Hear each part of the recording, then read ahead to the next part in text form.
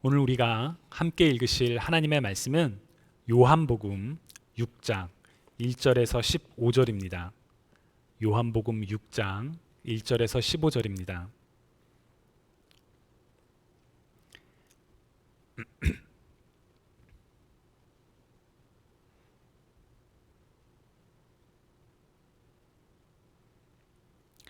그 후에 예수께서 디베랴의 갈릴리 바다 건너편으로 가심에 큰 무리가 따르니 이는 병자들에게 행하시는 표적을 보았음이러라. 예수께서 산에 오르사 제자들과 함께 거기 앉으시니 마침 유대인의 명절인 유월절이 가까운지라. 예수께서 눈을 들어 큰 무리가 자기에게로 오는 것을 보시고 빌립에게 이르시되 우리가 어디서 떡을 사서 이 사람들을 먹이겠느냐 하시니 이렇게 말씀하심은 친히 어떻게 하실지를 아시고 빌립을 시험하고자 하심이라. 빌립이 대답하되 각 사람으로 조금씩 받게 할지라도 200데나리온의 떡이 부족하리이다. 제자 중 하나 곧 시몬 베드로의 형제 안드레가 예수께 여짜오되 여기 한 아이가 있어 보리떡 5개와 물고기 2마리를 가지고 있나이다. 그러나 그것이 이 많은 사람에게 얼마나 되겠사옵나이까. 예수께서 이르시되 이 사람들로 앉게 하라 하시니 그곳에 잔디가 많은지라 사람들이 앉으니 수가 5,000명쯤 되더라. 예수께서 떡을 가져 축사하신 후에 앉아있는 자들에게 나눠주시고 물고기도 그렇게 그들의 원대로 주시니라. 그들이 배부른 후에 예수께서 제자들에게 이르시되 남은 조각을 거두고 버리는 것이 없게 하라 하시므로 이에 거두니 보리떡 5개로 먹고 남은 조각이 12바구니에 찼더라. 그 사람들이 예수께서 행하신 이 표적을 보고 말하되 이는 참으로 세상에 오실 그 선지자라 하더라. 그러므로 예수께서 그들이 와서 자기를 억지로 붙들어 임금으로 삼으려는 줄 아시고 다시 혼자 산으로 떠나가시니라. 아멘. 여러분 혹시 매일 보던 혹은 또 매일 경험하던 어떤 사물이나 대상이 갑자기 새로워 보였던 그런 경험이 있으신가요? 매일 아침이면 어김없이 떠오르는 태양이 갑자기 새롭게 보일 때, 창밖으로 내다보면 늘 익숙한 그 풍경이 갑자기 새롭게 보일 때, 그리고 매일같이 얼굴을 맞이하는 누군가가 갑자기 새롭게 달라 보일 때, 익숙했던, 낯익었던 것이 갑자기 낯설게 보일 때, 바로 그 순간은 단순히 새로움을 넘어서 소중함을 되새기는 때가 아닐까 싶습니다. 어쩌면 코로나 바이러스로 인해 우리의 일상이 변해버리면서 그동안 우리가 아무렇지 않게 누려왔던 소중함들을 정말 절실하게 깨닫고 있는 바로 이런 순간이기에 낯익은 것을 낯설게 보면서 깨닫는 소중함은 그 어느 때보다도 더 특별한 것이 아닐까라는 생각이 듭니다. 우리에게 익숙한 것을 빼앗겨서 소중함을 깨닫기보다는 우리에게 익숙하고 또 낯익은 것을 때때로 낯설게 바라봄으로써 그 소중함과 그 특별함을 더욱 깊이 경험할 수 있으면 참 좋을 것 같습니다. 우리가 성경을 읽을 때도 그러한 접근, 곧 낯익은 것을 낯설게 보는 접근이 필요합니다. 아마도 성경을 많이 읽으신 분일수록 이러한 접근이 더 필요하지 않을까라는 생각을 해봅니다. 오늘 우리가 읽은 본문은 오병이어라고 불리며 많은 분들에게 익숙한 내용이지요. 예수님께서 보리떡 5개와 그리고 물고기 2마리로 남자만 5,000명이 넘는 사람들을 배불리 먹게 하셨고 또 남은 음식이 12바구니나 되는 그런 놀라운 기적이 일어났던 사건입니다. 예수님께서 행하셨던 많은 기적 중에서도 정말 굉장히 중요한 상징적인 의미들이 많이 담겨 있는 사건이고요. 그리고 또 마태, 마가, 누가, 요한복음, 사복음서 모두에 기록된 그런 내용입니다. 그래서 성경을 꾸준히 읽으시는 분들에게는 아주 익숙한 오병이요? 나 그거 알아. 바로 그런 생각이 떠오르는 그런 본문일 것입니다. 성경을 많이 읽고 또 그와 관련된 내용을 많이 들어서 잘 알고 있다는 것은 참 좋은 일입니다. 하지만 만약 그런 이유로 그 본문의 그 내용의 소중함을 놓치고 있다면 그것만큼 또 안타까운 일이 없지 않을까 싶습니다.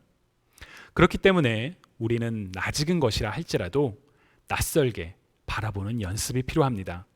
그러한 성경 읽기가 필요하지요. 자, 그렇다면 낯익은 이미 잘 알고 있는 성경 본문을 어떻게 낯설게 바라볼 수가 있을까요?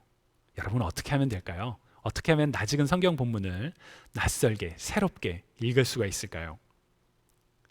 가장 간단한 방법이 있다면 다른 성경 번역본을 읽어보는 것입니다.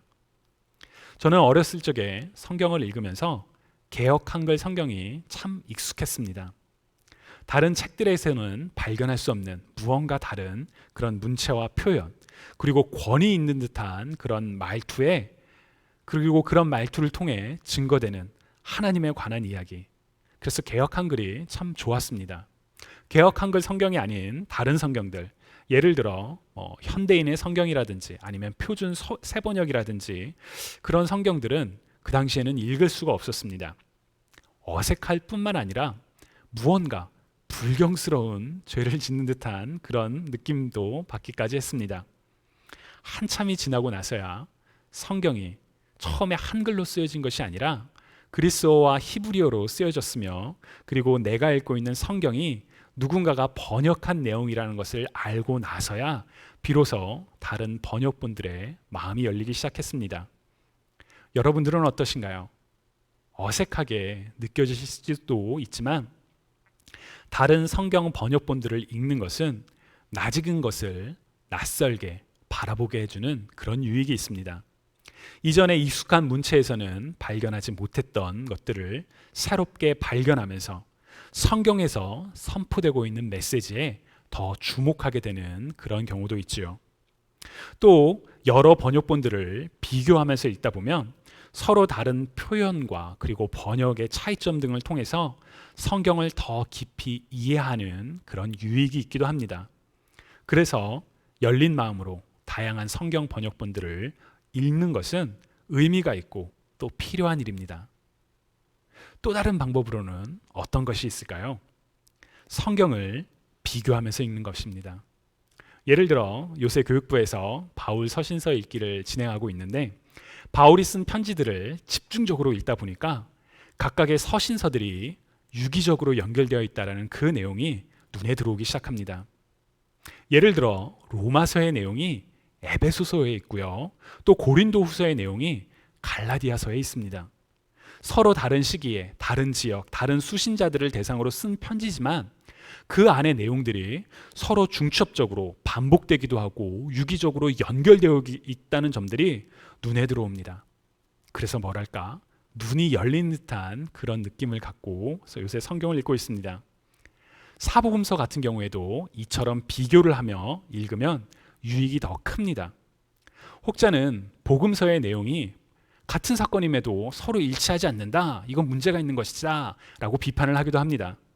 하지만 학자들은 복음서에 따라 내용이 차이가 나는 것이야말로 이것이 거짓으로 지어낸 이야기가 아니라 각자가 진실되에 경험한 내용을 사실대로 기록했다라는 증거라고 합니다.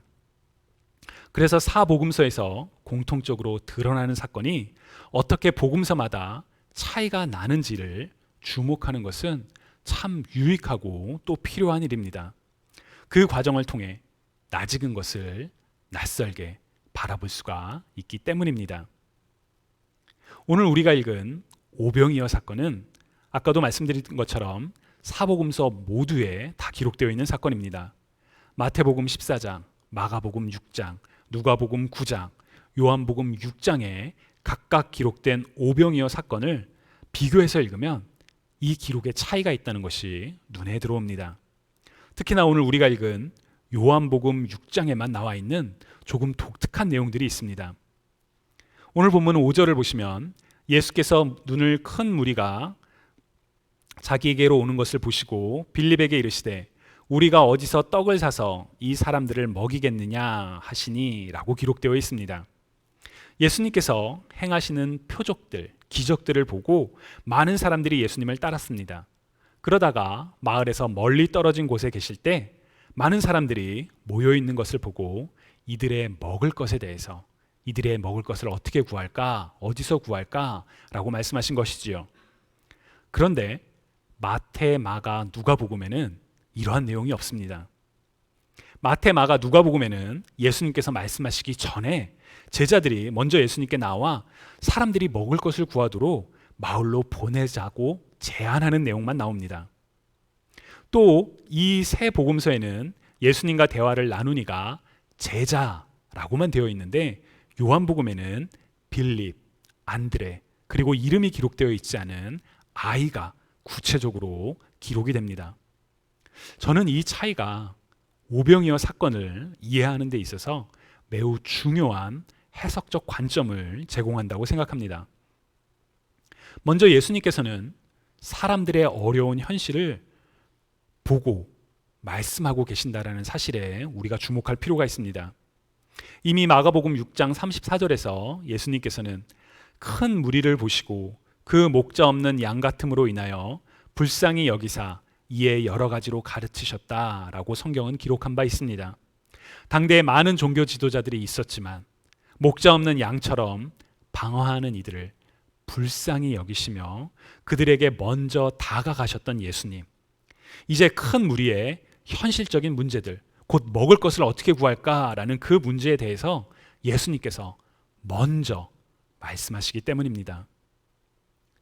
하나님께서 우리에게 선물해 주신 구원은 죄의 노예와 영원한 죽음에서 해방시키는 영적인 구원이었습니다.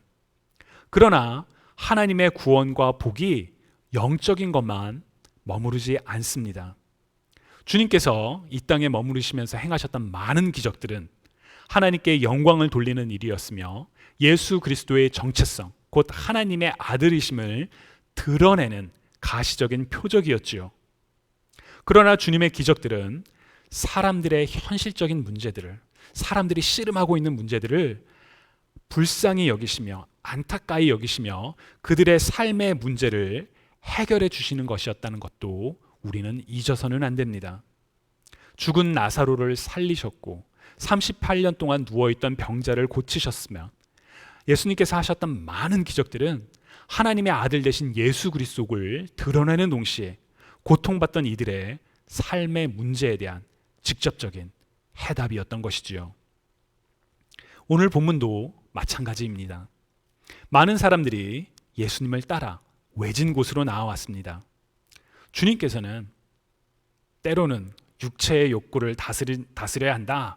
오늘 하루 경건을 위하여 자, 금식합시다 라고 말씀하실 수도 있었을 것입니다. 경건은 필요하니까요. 우리는 육체의 욕구를 다스리는 그런 훈련도 필요하니까요. 그러나 주님께서는 그렇게 말씀하지 않으셨습니다. 제자 빌립에게 물으셨죠.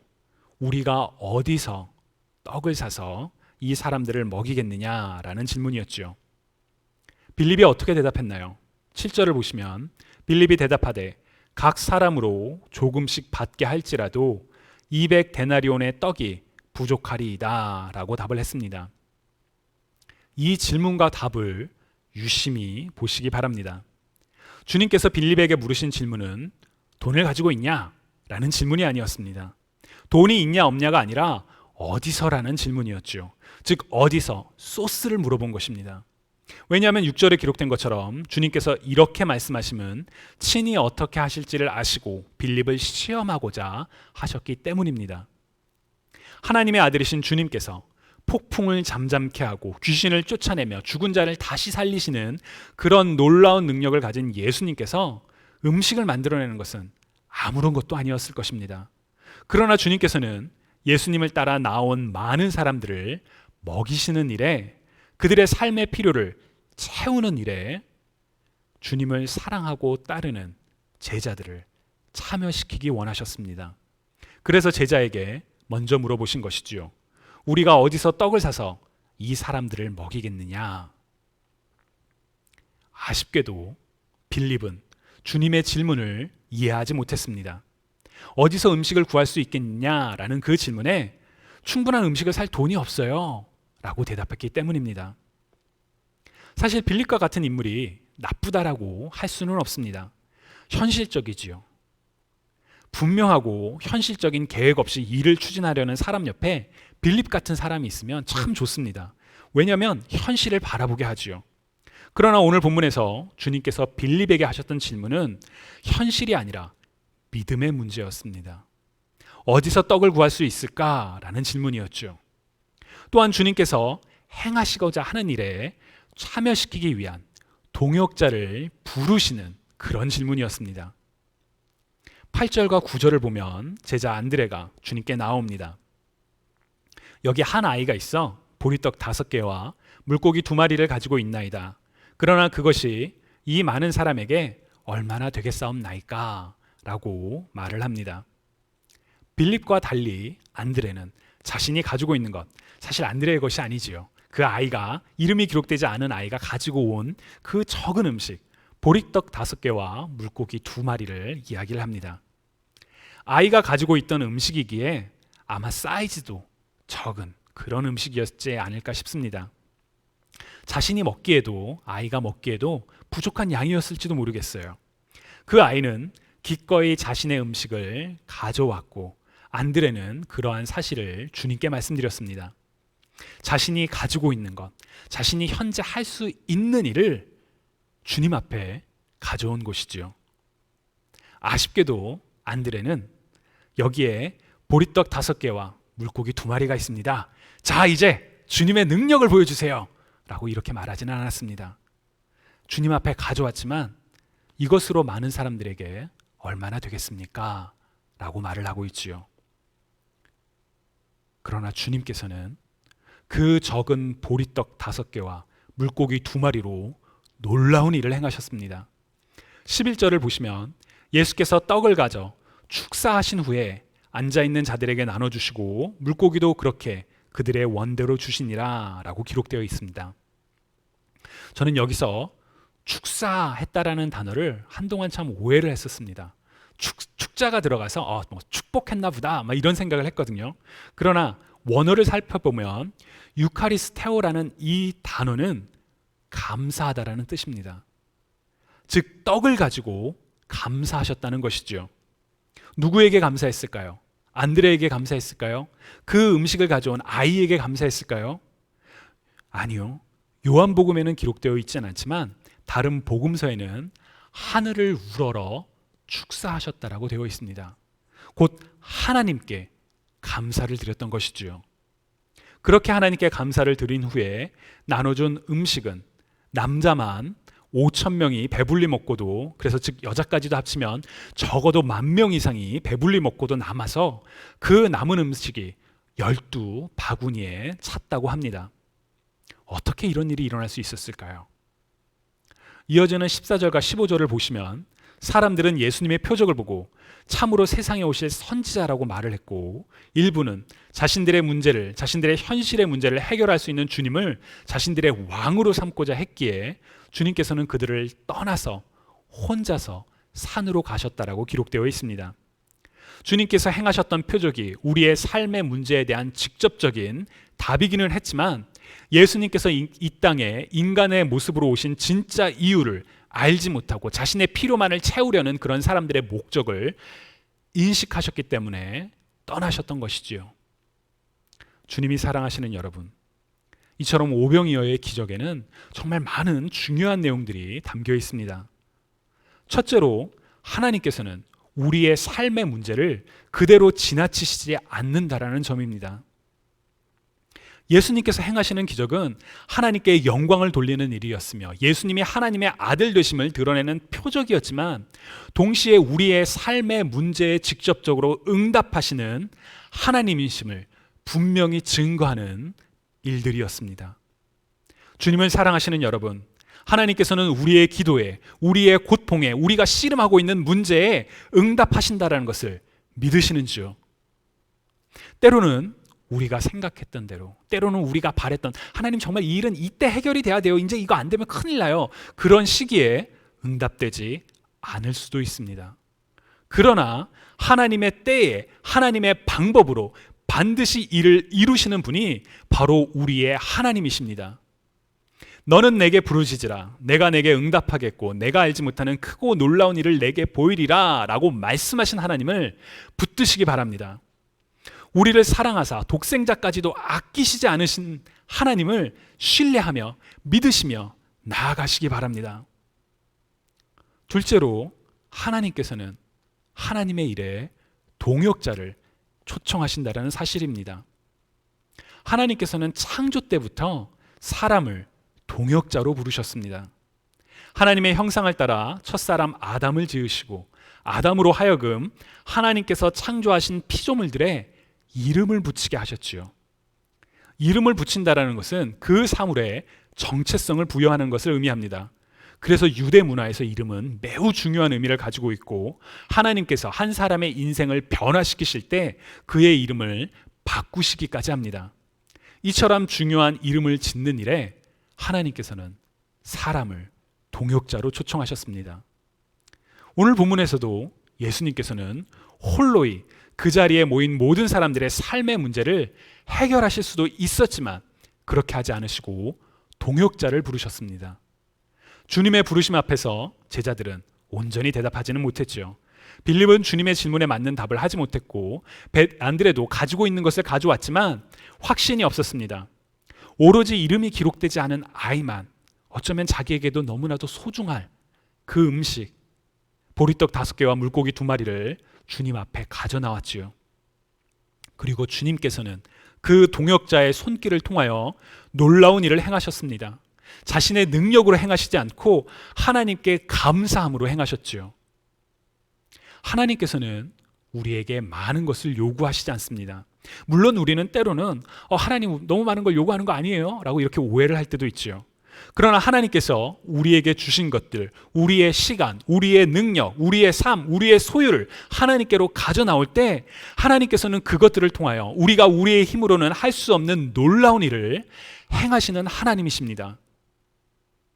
코로나로 인해 참 어려운 시기를 우리 모두가 보내고 있죠. 그러나 사실 우리의 주변을 돌아보면 코로나뿐만 아니라 인간의 욕심으로 인해, 시스템적 문제로 인해 어려운 부분들이 이미 너무 많습니다.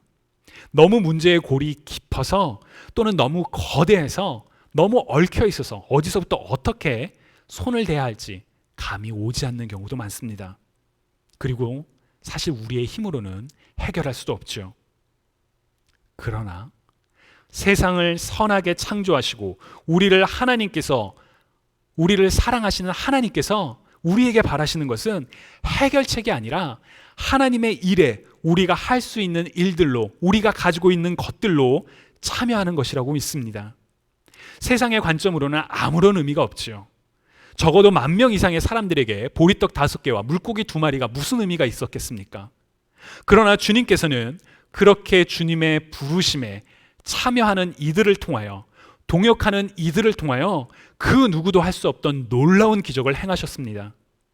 그렇기에 우리는 지금 우리를 향한 하나님의 부르심에 귀를 기울여야 합니다. 하나님의 자녀로서 하나님의 시선이 향한 곳, 하나님의 마음이 향한 곳에 우리가 함께 나아갈 수 있도록 참여하는 믿음이, 순종이, 그리고 헌신이 우리에게 필요합니다. 주님이 사랑하시는 여러분, 오병이어의 기적은 주님의 부르심에 응답하는, 참여하는, 주님과 기꺼이 동역하는 사람들을 통해 이루어졌다는 사실을 기억하시기 바랍니다. 바로 그 놀라운 기적에 함께 참여하는, 동역하는 저와 여러분이 되시기를 주님의 이름으로 간절히 축원합니다. 여러분, 이 시간 우리 함께 기도드리실 때 하나님께서 우리 삶의 문제를 알고 계시며 또한 우리 삶의 문제에 응답하시는 하나님이심을 믿습니다. 주님 감사합니다 라는 그런 감사 기도와, 또 하나님께서 행하고자 하시는 그 일에 제가 하나님께서 저에게 주신 것들로 동역하기 원합니다. 그런 마음으로 함께 기도드리시겠습니다.